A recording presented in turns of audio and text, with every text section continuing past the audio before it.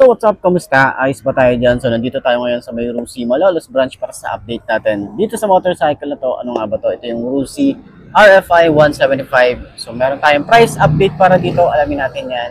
Panoorin natin ng buo para at least malaman nyo ano nga ba yung updated para dito. So tara, alamin natin yung presyo and specification kung sulit pa rin nga ba ngayong 2025. Ayos na ayos siya.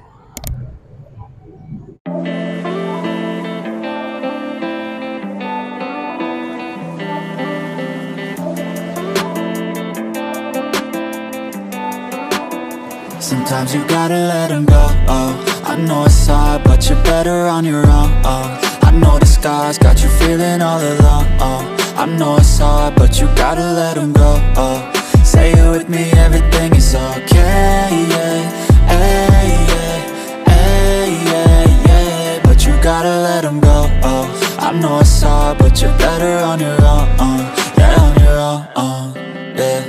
All these feelings kept, I wanna be over it. But something deep inside makes me feel alone again. They were in my life, never got that closure yet. Push the pain aside, it's heavy when I'm sober, yeah. Turn my thoughts off, I'm over it. Two shots too deep, I'm alone again. This ain't healthy, she's never helped me. And that's why sometimes you gotta let them go, oh.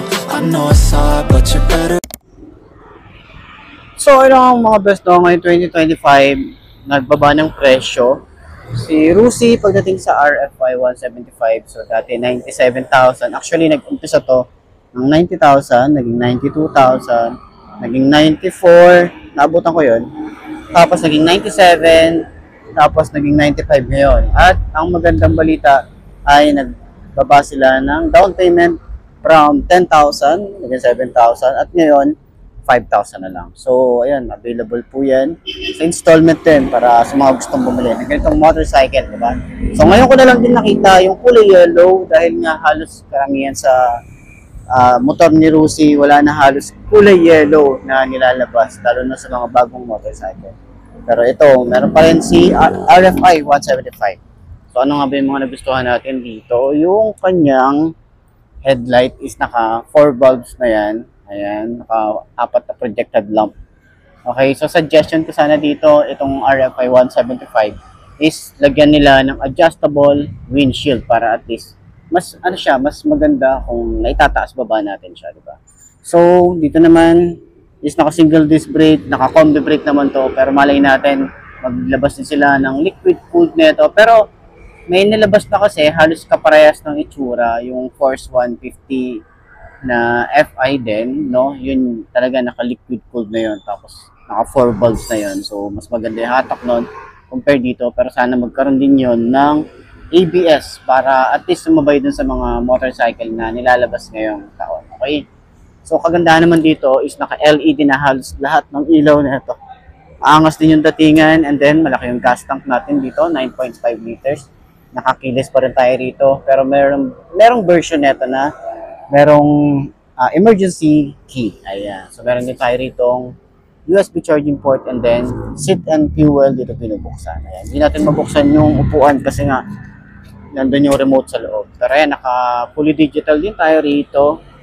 Ayan. Tapos sa mga switches niya, goods naman yan, matagal naman yan bago talaga nagkaroon ng issue, lalo na sa motorcycle natin, di ba?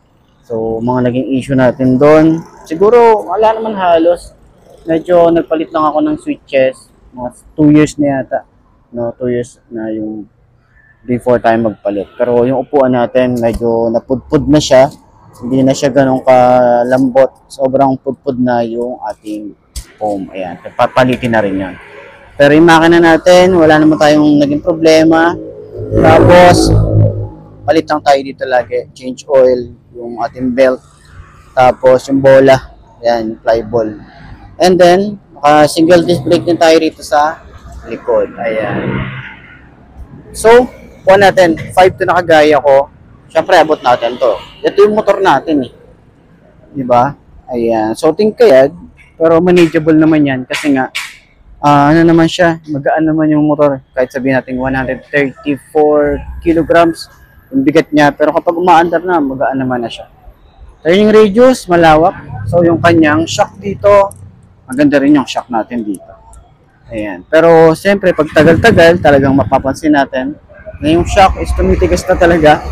Lalo na ito, yung upuan, no? Ayan. Malambot yung upuan na ito. Sa akin kasi wala na talaga eh.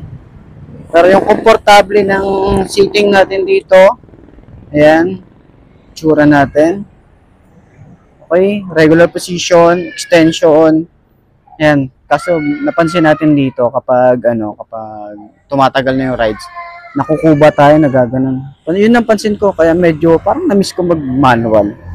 Okay, so itsura naman natin kapag angkas. Itsura ng angkas. Ganyan. Ganyan na itsura ng angkas. Kaya medyo mataas yung level niya. Lalo na yung angkas dito kasi naka-camelback na tayo rito. Yan. So, yan. Datingan natin dito. Diba? Ayos din. Komportable lang din. Lalo na yung si Mami. Pag inaangkas ko siya, goods naman siya. Mas masarap siyang i-rides lalo na kapag may angkas. Parang mas lumalabas yung niya, yung potential ng motorcycle. 'Di ba? Yun lang yung napansin ko. So pag ako mag-isa, medyo matagtag, pero pag may kaangkas ako, smooth lang yung kanyang suspension. So, ayan. Center stand natin. Smooth nga ba? Napaka-smooth lang. Center stand. Ayos na siya. I know it's hard, but you gotta let him go. Say it with me, everything is okay. Yeah, hey, yeah, hey, yeah, yeah. But you gotta let him go. I know it's hard, but you're better on your own.